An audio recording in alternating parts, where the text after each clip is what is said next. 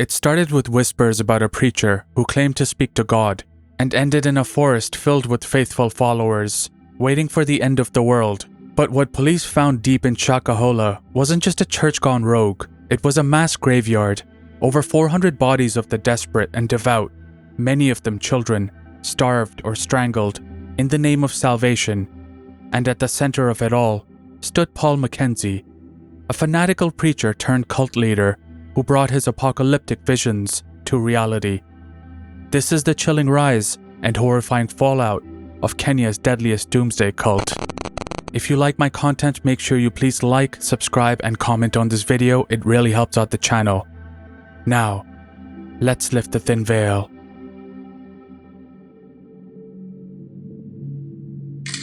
For Paul Mackenzie, like many kids growing up in Kenya, a deeply religious society, church was a bigger part of life. He was born in 1973 in Lunga Lunga, a small town near the Tanzanian border, and as he grew up, he became known for being extremely charismatic. His family followed the Africa Brotherhood Church, a homegrown evangelical movement born out of anti-colonial resistance. And even as a child, Mackenzie gave guest sermons and danced to gospel. People who knew him said he could make you feel better just by talking to you. By his late teens, Mackenzie was already leading the church choir and teaching Sunday school. However, behind this charming grace were occasional flickers of a darker side, a quick and violent temper. His brother recalled that once when he was 16, he argued with another boy during a game of hide-and-seek and beat him close to death. Despite this, Mackenzie stayed devoted to his religion. After finishing secondary school, he made a living doing a variety of jobs, from selling flour from a handcart in Mombasa to driving a taxi in Malindi. What happened after Mackenzie left his taxi job isn't entirely clear. For nearly a year, he seemed to vanish, and when he resurfaced, calling himself a born-again Christian, he began preaching with the Africa Brotherhood Church. Some believe he spent that time studying religious philosophy at a Bible college, which would make sense, but that's never been confirmed. Mackenzie got married in 2002, and around the same time, he walked away from the Africa Brotherhood Church after clashing with its leaders. While the exact reason is unknown, it is believed that the leaders found his ideology too extreme when he started to suggest to the congregation that he could speak directly to God. He ended up at a Baptist church where his preaching took a sharp turn. Mackenzie started to follow the teachings of an American preacher by the name of William Branham, a figure who closely mentored Jim Jones, the infamous cult leader who orchestrated the 1978 event where more than 900 followers in Jonestown, Guyana, were brainwashed into taking their own lives. Branham gave tirades against the health and education systems and encouraged fasting as a way of achieving atomic power, a form of spiritual strength which he said allowed followers to see Jesus. Branham also taught that God gave him 7 visions in 1933, predicting global events like World War II, the rise of feminism, and overall moral decay, culminating in the world being destroyed. He gave many different dates for this occurrence, but his last prediction was that the world would end in 1977. Of course, as with many other doomsday ideologies, the date kept on being pushed ahead. Branham saw himself as a prophet, the final messenger before the end times. He preached that only his followers who accepted his message would be spared. Mackenzie took this to heart. He began talking about visions, claiming that the end of the world was near, and that this was something God was communicating to him directly. In 2003, Mackenzie stood up in church one evening and declared that their pastor had to die for the second coming to happen. That was the last straw for the Baptist church, which kicked him out. But that wasn't the end for Mackenzie. In fact, he was just getting started. Mackenzie started to develop the belief system that mainstream religions like Christianity and Islam were wrong, and that medicine and education were sinful. He decided to start a new church called the House of Lord with husband and wife, David Kahindi and Ruth Katso, who he knew from his previous congregation. The House of Lord was small, based in the couple's front garden, but over the years, it obtained a sizable following due to Mackenzie's fanatical sermons and some people's genuine belief that he could speak to God. Mackenzie's sermons were extremely energetic and borderline theatrical. He would do live exorcisms with people writhing on the floor as he claimed to torment the demonic forces within them, speak in tongues, and talk about the evils of the modern world. He had started to convince patients who were sick with various diseases to stop taking their medication. He told them that they should, quote, die so that they can go to heaven, unquote.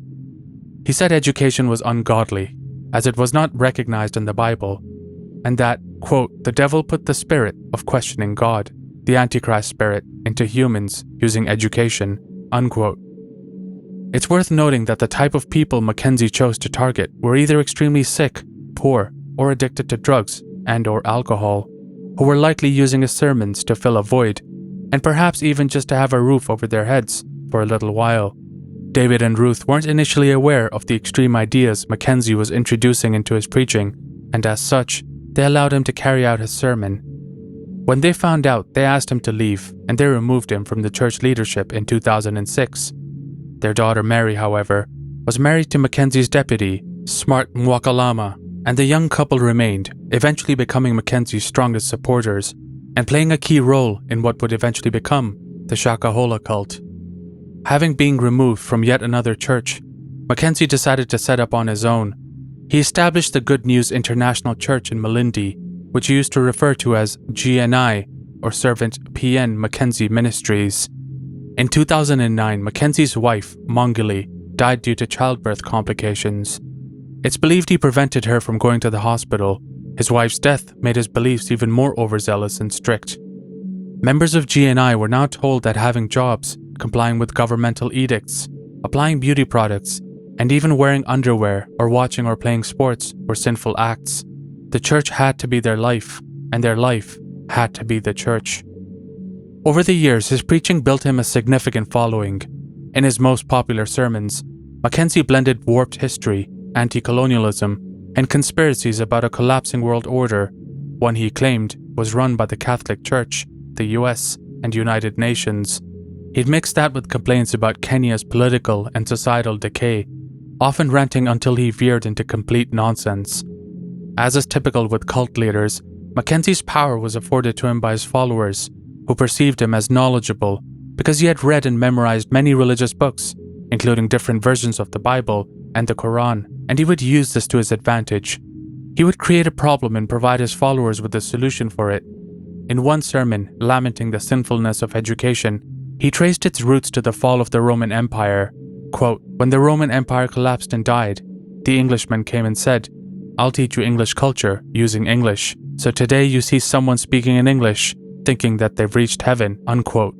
He was basically saying that going to school was succumbing to colonialism, and the solution for that was not to send your children to school. In another sermon, again related to education, he said, quote, they know education is evil, but they use it for their own gains. Those who sell uniforms, write books, those who make pens, all kinds of rubbish. They use your money to enrich themselves, while you become poor, unquote. At some point in 2015, Mackenzie started a broadcasting company to spread his sermons, and eventually acquired a local station, which he called Times TV. He uploaded many of his sermons on YouTube, which were still up till late 2023. His exposure on TV and the internet made Mackenzie extremely popular. He controlled thousands of followers over 7 GNI branches over Kenya, as well as in Uganda and Nigeria. Many of his followers claimed that he was extremely different and much more compassionate when away from the pulpit, even going so far as to call him humble. But as his sermons went on, he grew increasingly strict. Mackenzie, who by this point had remarried, had previously only advised his followers against using medicine. Eventually, he started to command them to remove their children from schools that used the government curriculum and forbade them outright from using hospitals. He started his own school and said sick patients would be taken care of at a facility run by his church. More than 100 children were withdrawn from schools. Some were enrolled in Mackenzie's alternative, while others stopped attending school completely, including the 6 children of Smart Mwakalama, Mackenzie's second in command. But tragedy struck when, as a result of neglect, several children died at the GNI school from various illnesses, and in 2017, 93 children were rescued from the group by government authorities. It was Smart Mwakalama's mother who was incensed after hearing the distressing news about child neglect from her son's church, who ended up reporting to the police that her grandchildren were not receiving proper education. Mackenzie and his second wife, Joyce Muikamba, were arrested and charged with running an unregistered school and radicalizing its pupils. They were found guilty of the first charge and fined 20,000 Kenyan shillings, worth about $150, but acquitted on the charge related to extremist beliefs, which could have resulted in up to 30 years of jail time. In a twist, Joyce died shortly after that due to pneumonia, something she never sought medical attention for. Just like after his first wife died, Mackenzie became even more radical in his beliefs. In 2019, the Kenyan government rolled out a new digital ID system called Huduma Namba, designed to give every citizen a unique number for accessing public services. But to Paul Mackenzie, this wasn't about paperwork. It was the mark of the beast from the Book of Revelation, influenced by a radical Australian group called the Jesus Christians, who preached about the end times and giving up all worldly possessions. Mackenzie told his followers to reject the ID completely. He claimed the world was run by a secret cabal, and accepting the Huduma Namba was like branding yourself with evil. He said real Christians should abandon everything material and live in a secluded community, fully devoted to serving their church leaders. That same year, Mackenzie was arrested again, this time for telling his followers not to register for the new ID and running an unlicensed TV studio. He wasn't locked up for long, but the arrest made him rethink his approach. If he wanted to lead his followers without getting interrupted, he'd need to take them somewhere outside government influence. But his many thousands of followers would need some convincing to give up their lives.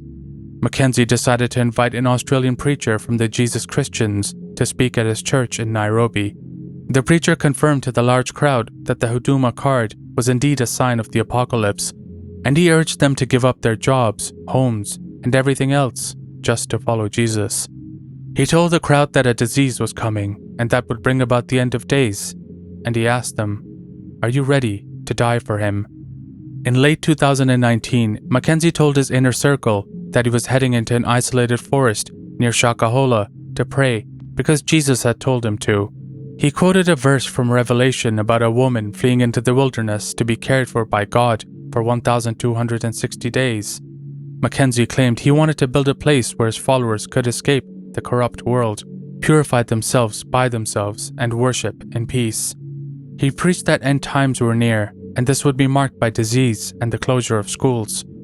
After those 1,260 days in isolation, he said the judgment day would come and they would leave their earthly bodies behind and ascend to heaven to meet Jesus. At first, most of Mackenzie's followers at GNI didn't fully grasp what he was asking of them. When they did, the idea of selling all their possessions, giving everything they had to Mackenzie, and moving into the forest didn't sit well with many, mostly because of the obvious risks and lack of basic comforts. So on his preaching tours across Kenya and via his videos on YouTube, Mackenzie tried to reframe the idea, selling promises of free food, free housing, and cheap land. It was an appealing offer, especially those who didn't own any property. But even then, most people weren't interested right away. Only a few of his most devoted followers were willing to take the leap and join him in the forest. But then came COVID-19. When Kenya reported its first cases of the virus and the pandemic started spreading, Mackenzie's followers remembered his words about a disease bringing upon the end times, and dozens of people were suddenly eager to join him. To Mackenzie, this was proof he'd been right all along. In one broadcasted sermon, Mackenzie proudly declared, "Didn't I tell you, all the schools of the world will be closed?" As Mackenzie's warnings seemed to come true and fear of the pandemic spread, his message gained urgency. The more skeptical GNI followers no longer saw isolation as an option. They saw it as salvation. And so, families began to leave everything behind, slipping quietly into the wilderness of Shakahola. A village called Shakahola sits on the boundary of Shakahola Forest, and it was in December 2019 that the villagers there began noticing something unusual. A family walked into the forest that bordered their village. Then another followed, and another. These families started clearing patches of the forest, cutting down old acacia and moringa trees that had stood for generations. The locals were not only puzzled but also offended. This land held ancestral meaning, and settling there felt deeply disrespectful. On top of that, the forest was wild and unwelcoming, home to dangerous animals and endangered species. No one had ever tried to live there before. Yet for months, these strange visitors from other places across Kenya and even other countries kept on coming. At its peak, there were 2,000 of them in an 800-acre settlement in the forest. There, life was stripped down to the basics. Each follower lived in a small hut or just slept outside in the open under the strict leadership of Mackenzie, who was called Papa, or Mtumishi, Swahili for servant of God. New arrivals were told to cut ties with their old lives completely. They destroyed their national ID cards, insurance documents, and education certificates. Phones were either smashed or taken by church officials. Contact with the outside world was forbidden. If that wasn't bad enough, contact amongst each other was also forbidden outside of prayer. Other than to gather necessities for the settlement, nobody was allowed in or out. Everyone was given a new name, either chosen by themselves or assigned by church elders, as a symbol of their rebirth into the community. The GNI Forest settlement was split into small villages, each named after biblical places: Bethlehem, Galilee, Samaria, Capernaum, Emmaus, Nazareth, and Judea. Armed guards stood watch, not just to keep outsiders away, but to control the people inside. Some of these villages were several kilometers apart, making visits between them rare. Each person was given a small plot of land for a fee, and they were responsible for building their own housing. Some put up proper thatched huts, but others just made shelters out of sticks or slept out in the open. The threat of wild animals and the constant presence of armed men kept most people in their villages. What was fascinating about this group was there was no single demographic you could narrow it down to. Whilst it did consist of a lot of impoverished people, Mackenzie also drew in flight attendants and social workers, paramilitary police, and professionals from all across Kenya. The followers from the various forest villages met twice a month under a tree for a prayer, led by a local preacher. But on special occasions, everyone gathered in Judea, the heart of the settlement, and Mackenzie's home. He lived there in a larger compound with 3 houses and a gazebo, where he held meetings with his inner circle. They grew their own food and made occasional trips to grocery stores near Shakahola village. But this food wasn't meant for the followers. The followers weren't allowed to eat at all. A few months after the group's migration, the followers were ordered to fast. Initially, the fasts lasted a few hours, then a few days. But as time went on, Mackenzie would forbid food altogether until the followers died of starvation. When someone in the forest was close to dying of starvation, it wasn't called death. It was called a wedding day. Mackenzie and members of the security force would show up at their homesteads and strangle them. Mothers were required to strangle their own children, with Mackenzie watching carefully to ensure it was done properly. It's thought that many people did believe in what Mackenzie was saying, so showed no resistance initially, but for many, as the hunger set in, that commitment turned to desperation. The security force punished anyone who resisted or tried to escape by tying them to trees outside and beating them with various blunt objects, including rocks, bats, or sticks. Mackenzie preached that the world would end in August 2022, which was 1,260 days after the GNI cult had commenced their migration to the Shakahola Forest. But in order to go to heaven, Mackenzie told his followers that fasting was compulsory for everyone except him and his family, other church leaders, and the guards. The plan for Mackenzie was that he would not die from fasting. He told his followers that after they had all had their wedding day, he would grow wings and fly to heaven himself and meet them there. After a wedding day, a shallow grave would be dug. Women who weren't allowed to eat cooked food for the gravediggers, and those present were forced to sing songs of joy, celebrating what they claimed was the person's journey to heaven. Then, vegetables were planted over the grave, and anything connected to the deceased was burned. No one was allowed to mourn or show sadness, or they would face severe punishment. It was a common occurrence for the guards to violate both women and children as punishment for sneaking food. Many accounts claim that this was done both in private and in public. Starvation in the cult settlement grew so severe that some people even resorted to eating sand or mud to survive. Children, babies, and nursing mothers were the first to pass away before the hunger eventually hit other adults. This went on for years. It's believed that the GNI followers were ordered to start soon after moving into the settlement, and the deaths occurred for many years. with its peak during the COVID lockdown around the middle of 2020. When the pandemic hit, it transformed the whole world, changing the way we interacted with things we took for granted every day, including schools, hospitals, and even how we socialized with our friends, neighbors, and families. But one thing that remained business as usual, at least more than anything else, was grocery stores. When the new religious visitors had first moved in, the shopkeepers at the nearby Shakahola village noticed the women and children from the strange forest settlement used to come into the village to buy maize and other goods. They never revealed too much about themselves after exchanging formal pleasantries, but the Shakahola shopkeepers noticed over time that the women showed up with fewer and fewer children. Then around January 2023, the women stopped showing up too. They didn't make much of it at the time, as these people seemed to want to be left alone, but just a few weeks later, in February 2023, roaming cattle herders returned to Shakahola village with some very disturbing news. They told the villagers that they had noticed a number of women lying flat, emaciated, and begging for help. A search party was sent out to retrieve the women, but when they reached the spot where they were last seen, they found only a group of men armed with machetes who told the party, "If you are here to herd, do that. Don't bother with things that don't involve you." The party backed off then, but just a few days later, another group of Shakahola villagers found 5 boys, aged between 10 and 13, barely stumbling through the forest. When they eventually got to the Shakahola village, what they told them would expose one of Kenya's most shocking cases.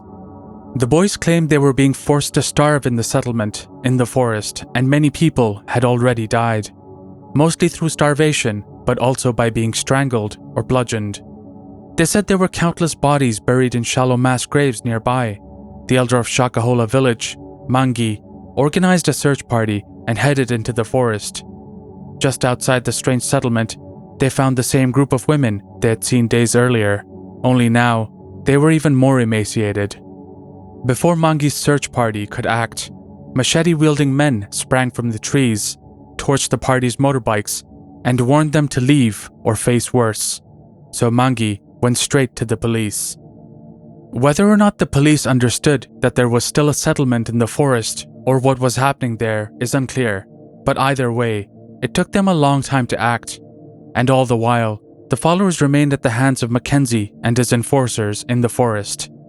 Police finally arrested Mackenzie at his home in Malindi almost a month later on the 22nd of March, 2023, under mounting pressure from several families of missing people believed to be in his cult. But he was freed the very next day on a bond of only 10,000 Kenyan shillings, which is about $75, which allowed him to slip back into the forest whilst the investigation was ordered to be put on hold for unknown reasons. What is known is that a forensics team from Nairobi had been ordered to begin exhumations in the forest, but because they faced funding issues, it left them stranded for 3 weeks. This pause gave Mackenzie's enforcers time to strangle or beat more followers to death, and it's believed that the forced starvation intensified during this time. Frustrated with the police's lack of action, the families of the missing and the villagers of Shakahola filed further formal complaints, but red tape stalled any real action. It was not until April 2023, after someone with influence reported his daughter missing, that officers finally returned to Shakahola to investigate. The community looked like any other impoverished rural community, but what stood out were the freshly dug graves. In the thick bushes surrounding the settlement, police began to find bodies, hundreds of them, some left out in the open, never buried. The 5 boys who had managed to escape the village were brought along on the search, and they pointed out the bodies hidden beneath the vegetable plots. Many of these shallow graves held multiple bodies. Inside Mackenzie's house, they found ample amounts of food, but also several books, most of them with end-of-time messages. But his bedside book was the Book of Revelation. Some people were still alive in the settlement, some barely clinging on to life. Most were unwilling to speak to journalists or the police. Most of these people were unclothed and tied to trees or rocks. Surprisingly, some even wanted to be left alone so they could continue their fast and eventually meet Jesus. The authorities had to use their brainwashing against them by telling them that they had been sent by Jesus to rescue them and they must accept assistance. Approximately 67 adults and 27 children were rescued, but 429 bodies, 200 of them children, were recovered. It's estimated that almost 600 other people from the GNI are still unaccounted for. They are presumed either dead or missing.